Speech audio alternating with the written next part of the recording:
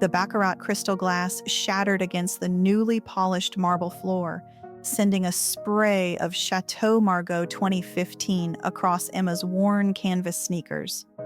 She didn't flinch. Not anymore.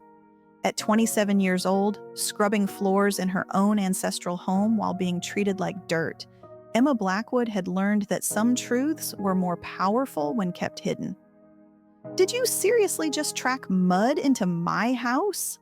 Victoria Sterling shrieked, her Hermes heels clicking sharply as she circled Emma like a predator. Her husband Preston stood behind her, arms crossed over his designer polo, smirking with the kind of cruelty only new money could afford. Emma kept her eyes down, biting her tongue hard enough to taste copper. Let them have their moment. Let them believe they owned the Blackwood estate.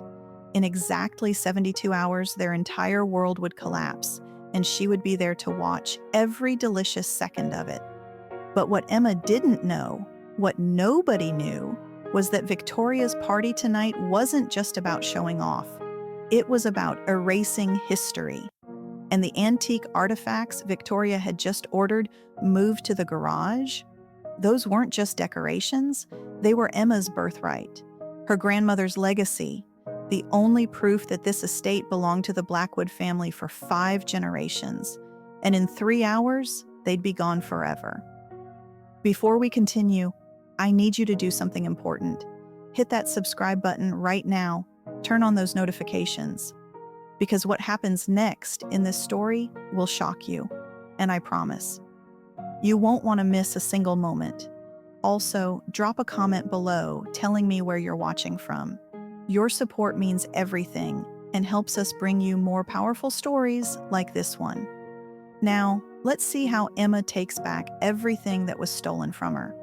6 months earlier, Emma Blackwood had stood in her grandmother Beatrice's hospital room, holding the old woman's fragile hand as machines beeped their final countdown. "The estate, darling," Beatrice had whispered, her voice barely audible over the pneumonia ravaging her lungs. "I'm leaving it to you. But promise me something." "Anything, Grandma," Emma had said, tears streaming down her face. "Promise me you'll see what people are really made of before you reveal yourself. Your father, he trusted the wrong people. It destroyed him. Don't make the same mistake." 3 days later, Beatrice Blackwood passed away, leaving behind the sprawling 15-acre Blackwood estate in Connecticut, a property worth an estimated $47 million and a will that would take 6 months to probate. In those 6 months, Emma learned that her grandmother had secretly rented the estate to the Sterling family, Preston and Victoria, a couple who'd made their fortune in cryptocurrency and had more money than sense. The rental agreement was legitimate. They had every right to be there until the end of summer. But Emma also learned something else. Her grandmother had included a clause in the lease. If the renters damaged any historical artifacts or violated the property's heritage status, the lease would be void immediately. Emma had a law degree from Yale, a trust fund she'd never touched, and a burning need to honor her grandmother's final wish. So she did something crazy. She applied to be the Sterlings' live-in housekeeper. "You understand this is a 24/7 position?"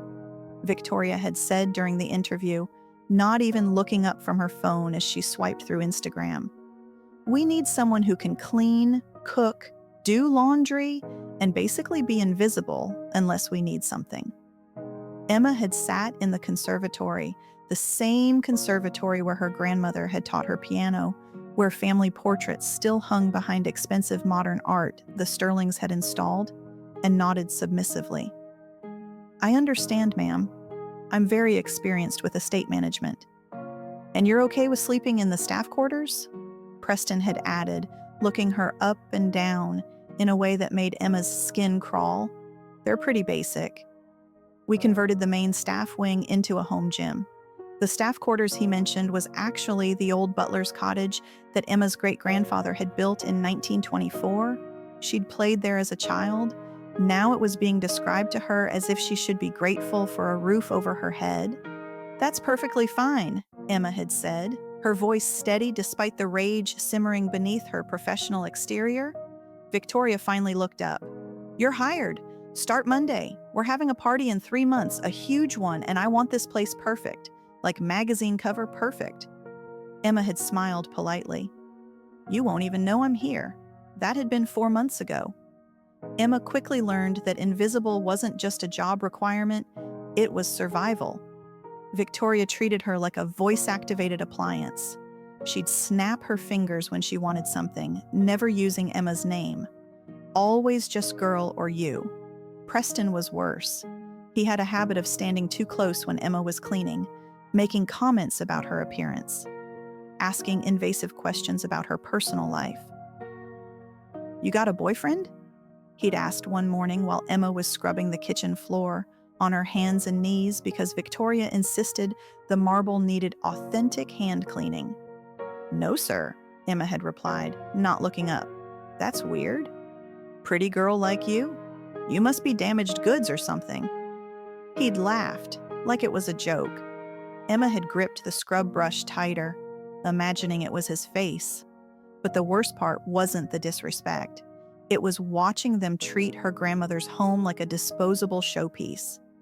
They'd ripped out the original 1880s kitchen cabinets and replaced them with sterile white minimalism. They'd painted over the hand-carved wainscoting in the dining room. They'd thrown out furniture that had been in Emma's family for generations, calling it dusty old junk. Every day, Emma watched pieces of her history disappear, and every day, she documented it. Photographs, videos, detailed notes of every violation of the lease's heritage clause. She was building a case, brick by brick. She just needed one major, undeniable violation, something even the Sterling's expensive lawyers couldn't explain away. And tonight, she was going to get it. "This party is going to be legendary," Victoria announced at breakfast, waving her mimosa glass dangerously close to Emma's face as she served croissants. Preston nodded, scrolling through his phone. "We've got senators coming, tech CEOs, that guy from the reality show. This is our moment to show everyone we've made it." Emma set down a plate of fresh fruit, her jaw tight. "Will you be needing any special arrangements, ma'am?" "Oh, absolutely." Victoria's eyes gleamed with malicious excitement. "I want to transform the Great Hall into something modern. All that old, boring stuff, those statues and artifacts and whatever, they need to go. I'm thinking minimalist, clean, white." Emma's blood ran cold. "The artifacts, ma'am?" "Yeah, all those dusty African sculptures and weird masks and whatever. They're so ethnic. I want them out of sight.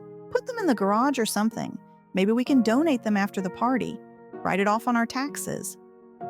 The African artifacts Victoria was dismissing so casually had been collected by Emma's great-great-grandfather, an anthropologist who had worked extensively in West Africa in the 1920s. They were museum-quality pieces, some of which had been offered to the Smithsonian, and they were specifically listed in the lease as protected historical items that could not be moved or altered. "Ma'am, I believe the lease agreement specifies," Emma started carefully. "Do I pay you to read contracts or clean my house?" Victoria interrupted sharply. "Move the stuff. Today." Preston looked up from his phone, his eyes narrowing. "Is there a problem? Because we can always find someone more cooperative." The threat was clear. Emma lowered her eyes. "No problem at all, sir. I'll take care of it immediately." As she left the room, she heard Victoria laugh. "God, can you believe she tried to tell me what I can and can't do in my house?" Emma pulled out her phone and opened the voice recording app she'd been running since the conversation started. "Got you," she thought. That afternoon, Emma enlisted the help of Marcus, the estate's elderly groundskeeper, who'd worked for the Blackwood family for 40 years. "Miss Emma?"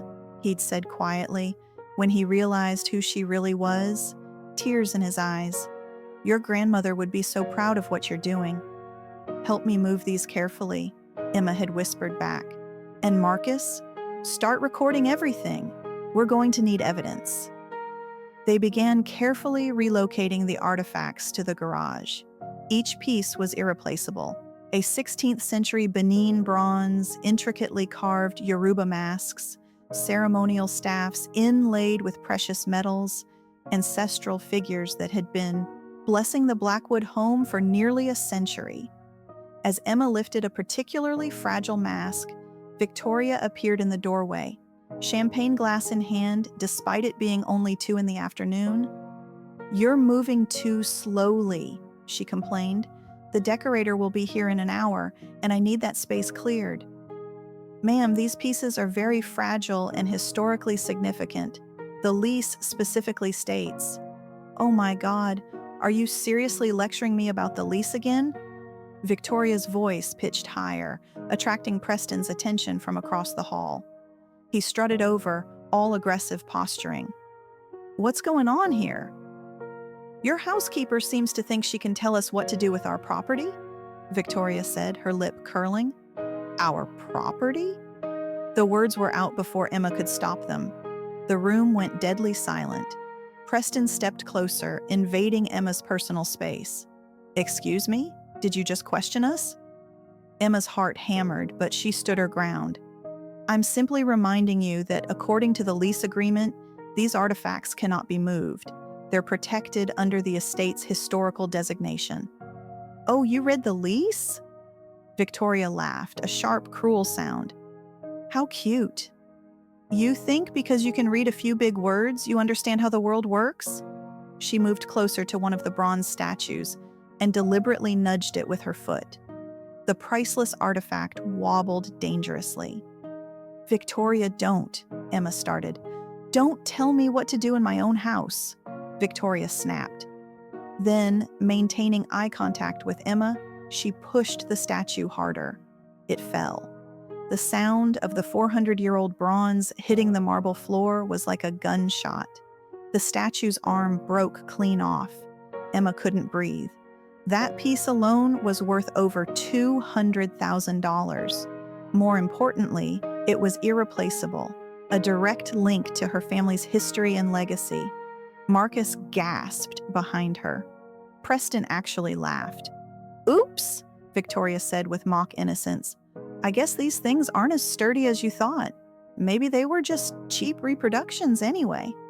Emma stared at the broken artifact, tears burning behind her eyes. But she didn't let them fall. Instead, she pulled out her phone.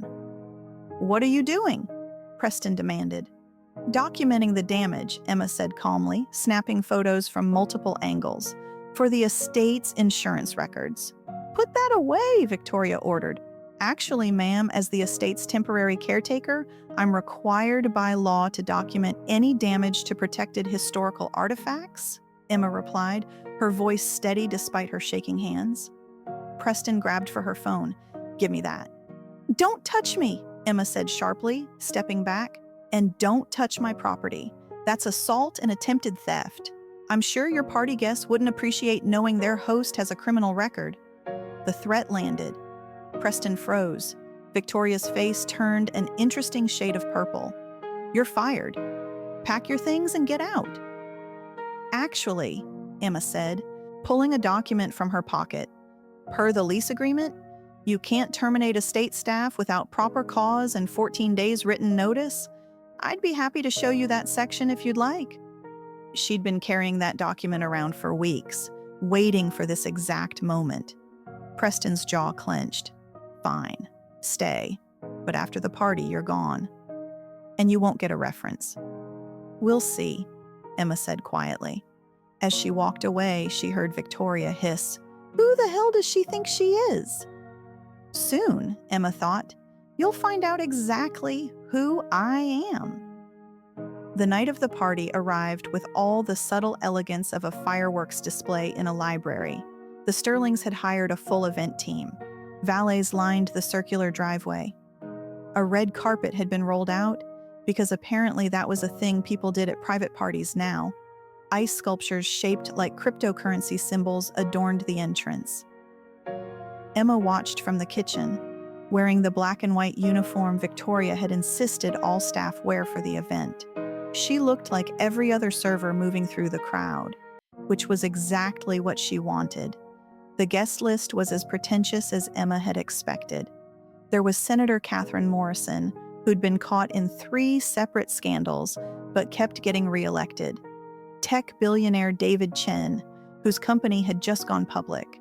Reality TV star Amber Rodriguez, whose famous for being famous was her only discernible talent. And standing near the grand staircase, surveying the party with quiet interest, was Robert Okonjo, one of the most respected real estate developers in the Northeast, a man worth an estimated $3 billion. And coincidentally, someone who'd been friends with Emma's grandmother for over 30 years. Emma hadn't told him she'd be there, but she'd made sure he was on the guest list. Victoria floated through the crowd in a dress that cost more than most people's cars, accepting compliments and air kisses, playing the role of gracious hostess.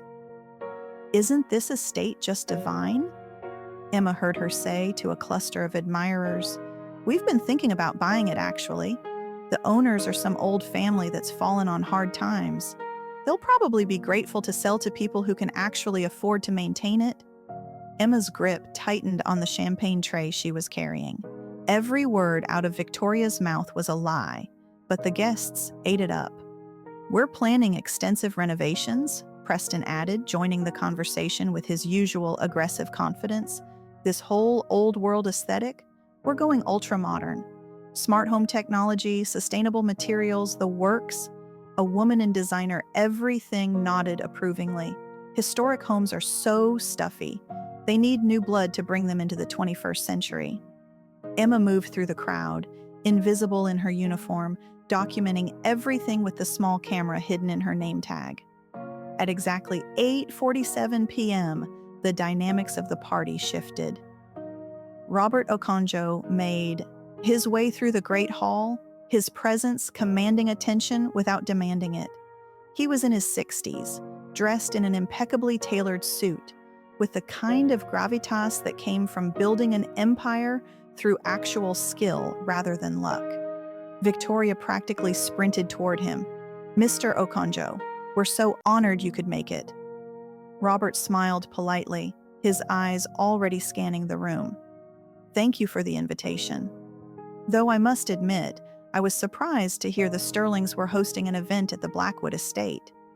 I didn't realize the family had decided to rent it out."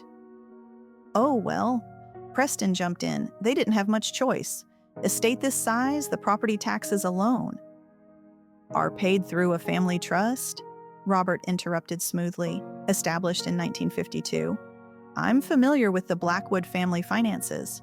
Quite intimately, actually." Victoria's smile flickered. "Well, I'm sure things change." "Where is Emma?" Robert asked suddenly, his eyes still searching the room. The question dropped like a bomb. "Emma?"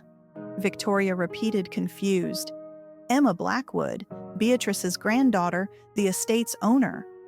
Robert's voice was casual, but his eyes were sharp. "I understood she'd be here tonight." Preston and Victoria exchanged glances, their faces pale. "There must be some mistake," Preston said quickly. "We're renting from some law firm, Hendricks and Associates. They handle the estate. They handle the trust paperwork," Robert corrected. "But the estate belongs to Emma. Has for 6 months now." He pulled out his phone, scrolling through something. "In fact, I have the probate documentation. Right here. Finalized 3 months ago." The color drained from Victoria's face. From across the room, Emma set down her champagne tray and began walking toward them, pulling off her server's apron as she moved. The crowd began to notice. Conversations paused. Heads turned. Emma stopped a few feet from the Sterling couple, her chin up, her voice steady and clear. "Hello, Preston. Victoria, I believe we need to have a conversation." For several seconds, nobody moved. Victoria was the first to recover, her face twisting with confusion and rage. "What is this? Some kind of joke?" "No joke," Emma said calmly. "My name is Emma Blackwood, This estate, every brick, every board, every artifact you've been treating like garage sale junk belongs to me, has belonged to my family for 5 generations. Preston's mouth opened and closed like a fish. But you're the housekeeper. I was the housekeeper, Emma corrected. I was also the owner, watching to see if you'd respect the property you were renting. Spoiler alert, you didn't. She pulled out her phone, swiping through images. Let's review, shall we? You painted over irreplaceable hand-carved wainscoting, violating Clause 7 of the lease. You removed and damaged protected historical artifacts, violating Clause 12. You attempted to alter the estate's historical kitchen, violating Clause 15. And my personal favorite, she pulled up the video from that afternoon. You deliberately destroyed a 16th century Benin bronze worth approximately $200,000. The crowd had gone completely silent. All pretense of party cheer evaporated. Victoria found her voice, shrill and desperate. You can't prove any of that. Actually, I can. Emma nodded toward Marcus, who stepped forward with a thick folder. Photographs, videos, witness testimony, and yes, Victoria, recordings of every conversation where you ordered me to violate the lease terms you'd signed. Robert Okonjo had a slight smile on his face, though he tried to hide it. Miss Blackwood, I believe you have something for me? Emma handed him her phone. He scrolled through the evidence, his expression growing darker with each swipe. Mr. Sterling. Mrs. Sterling, Robert said, his voice cold. I'm on the board of the Connecticut Historical Preservation Society. What I'm seeing here constitutes multiple violations of state heritage laws. The fines alone could run into the millions. This is ridiculous, Preston blustered. She's just a... Careful, Emma warned, her voice low and dangerous. Whatever you were about to say, I'd think very hard about it. You're already facing property damage charges, lease violations, and potential criminal charges for damaging protected historical artifacts. I wouldn't add defamation to that list if I were you. Victoria's champagne glass slipped from her hand, shattering on the marble floor. Emma didn't even flinch. But wait, Emma said, her voice ringing through the silent great hall. There's more. She walked to a wall panel near the grand staircase and pressed her thumb against it. A soft beep sounded, and a hidden screen slid out from behind what everyone had thought was a decorative frame. This estate has been in my family for 143 years, Emma explained as she typed commands into the system. My great-great-grandfather was an inventor. My great-grandfather was an engineer. My grandmother was ahead of her time in technology. This house is smart, has been for decades. We just hid it very well. The lights in the mansion flickered once, then began to glow red. Preston's face went white. What did you do? Oh, I didn't do anything, Emma said pleasantly. The house did. You see, when you broke that bronze sculpture this afternoon, the one you assumed was worthless, you triggered the estate's security protocol. Congratulations. You're now on camera destroying protected property. She pressed another button. Screens descended from hidden compartments throughout the great hall, each one displaying footage from different angles of Victoria, deliberately pushing the statue. The guests gasped. Several pulled out their phones, clearly recording. Every room in this estate has been monitored since the day you moved in, Emma continued, her voice steady and professional. Audio, video, everything, all stored securely off-site, backed up in 3 locations, every conversation where you mocked the property, every time you treated the staff like garbage, every violation of the lease, every lie you told tonight about buying the estate. Victoria lunged forward, her face contorted with rage. You psychotic bitch! You can't. Security stepped out from corners Emma knew well, the same corners her grandmother had designed into the architecture specifically for moments like this. These weren't party security guards. These were professional estate security, and they'd been here the entire time. Actually, Emma said calmly. I can. This is my property. You are trespassing. Your lease was voided the moment you damaged that sculpture. According to Section 19 of the agreement you signed, violation of heritage protection clauses results in immediate termination of occupancy rights. She nodded to the head of security. Escort Mr. and Mrs. Sterling from the premises. They have 24 hours to remove their personal belongings, supervised by estate staff and legal representation. Anything left after that period will be considered abandoned property. You can't throw us out, Preston shouted, his veneer of sophistication completely shattered. We have rights. We paid rent. And you violated your lease, Robert Okonjo interjected, his voice cutting through the chaos. Multiple times, egregiously. Miss Blackwood would be well within her rights to sue you for property damage, to say nothing of the criminal charges for destroying protected historical artifacts. He pulled out his own phone. I've already forwarded this footage to the Connecticut Historical Preservation Society, the State Attorney General's office, and 3 major law firms who specialize in heritage protection. Mr. Sterling, Mrs. Sterling, I suggest you hire excellent attorneys. You're going to need them. The security team moved forward. Victoria shrieked, "This is illegal." This, Emma interrupted, her voice quiet but carrying through the entire room, is justice. As the Sterlings were escorted out, Victoria screaming threats, Preston desperately trying to make phone calls, the party guests stood frozen, champagne glasses forgotten, watching the spectacle. Emma turned to address them all, her voice calm and clear. Ladies and gentlemen, I apologize for the disruption. The Blackwood estate is closed for renovations. You're welcome to finish your drinks in the garden while your cars are brought around. Thank you for coming. It was a dismissal, polite but firm. Nobody argued. Within 30 minutes, the mansion was empty except for Emma, Marcus, the security team, and Robert Okonjo. Emma stood in the center of the great hall, looking around at her grandmother's home, her home, finally quiet again. You know, Robert said, walking up beside her, Beatrice would have been incredibly proud of you. Emma's eyes filled with tears for the first time that night. She told me to see what people were really made of. I just wish she could have been here for this. Oh, I think she knew, Robert said gently. She always said you had steel in your spine. Now the whole world knows it too. He handed her a business card.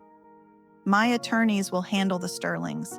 They'll try to fight this, but they don't have a leg to stand on. The lease violations alone are ironclad, and the criminal charges for damaging the bronze will ensure they're far too busy defending themselves to cause you trouble. Emma took the card, then looked up at him. Mr. Okonjo, why did my grandmother rent to them in the first place? She had to know what they were like. Robert smiled sadly. Because she was dying, and she wanted you to learn something. She wanted you to understand that this estate, this legacy, isn't just about preserving beautiful things. It's about standing up for what matters when it would be easier to look away. He gestured around the hall. She knew they'd disrespect the property. She counted on it. Because she wanted you to find your voice defending it. Fresh tears spilled down Emma's cheeks. She set this whole thing up? Not the details, Robert clarified. But the test? Yes. And Emma, you passed with flying colors. 6 months passed like water flowing over stones, steady and transforming. The Blackwood estate had been transformed, not with sterile modern minimalism, but with careful, loving restoration. The original kitchen had been recreated using archived photographs and salvaged materials. The hand-carved wainscoting had been expertly restored. The African artifacts, including the repaired Benin bronze, were displayed in a dedicated gallery room with proper lighting and climate control. Emma had opened the estate for monthly heritage tours, using the admission fees to fund a scholarship program for students studying art history and cultural preservation. The story of how she'd posed as a housekeeper in her own home had made national news. Articles appeared in the New York Times, the Washington Post, even international papers. Emma had been interviewed on CNN, praised by heritage protection organizations, and invited to speak at universities about property rights and cultural preservation. The Sterlings, meanwhile, had fared less well. They'd been sued for property damages and settled out of court for $4 million, money they didn't actually have. As it turned out, their cryptocurrency fortune had been mostly leverage and speculation that had since crashed. Preston faced criminal charges for destruction of protected property and attempted assault for grabbing at Emma's phone. Victoria was dealing with multiple lawsuits from former employees who, inspired by Emma's story, had come forward with their own tales of abuse and mistreatment. Their social media presence, once filled with champagne wishes and caviar dreams, had been deleted. Their friends had vanished the moment the scandal broke. They'd become cautionary tales, the people nobody wanted to be associated with. Emma felt no satisfaction in their downfall, only quiet relief that they couldn't hurt anyone else. On a bright Saturday in May, Emma stood in the Great Hall, now restored to its original glory, surrounded by people who actually mattered. Marcus was there, retired now, but still visiting weekly to walk the gardens he'd maintained for 40 years. Robert Okonjo stood near the fireplace, chatting with the director of the Smithsonian's African art collection. Several former staff members from her grandmother's time had been tracked down and invited, many of them in tears at seeing the estate returned to its former beauty. And on the wall, in a place of honor, hung a new portrait. Emma's grandmother, Beatrice Blackwood, painted from a photograph taken in this very room 60 years earlier. And hanging in the foundation's office is a photograph from that fateful party night, Emma, in her housekeeper's uniform, standing proud and unbroken, surrounded by the Sterling couple being escorted out by security. The caption reads, "Never underestimate the quiet ones. They're not weak. They're watching." Below it, in smaller letters, "In memory of Beatrice Blackwood, who taught us that grace is silent until it needs to speak." Dear viewers, thank you so much for staying with me through Emma's incredible journey. If this story touched your heart or made you think about how we treat people based on assumptions, please do me a favor. Hit that like button, subscribe to the channel, share this video with someone who needs to hear it, and drop a comment below telling me where you're watching from and what you thought of Emma's choice to go undercover in her own home. Remember, respect is earned through how we treat others, especially those we think can't fight back. And sometimes, the person you're disrespecting, they're holding all the cards, just waiting for you to reveal who you really are. Thank you for watching. See you in the next story.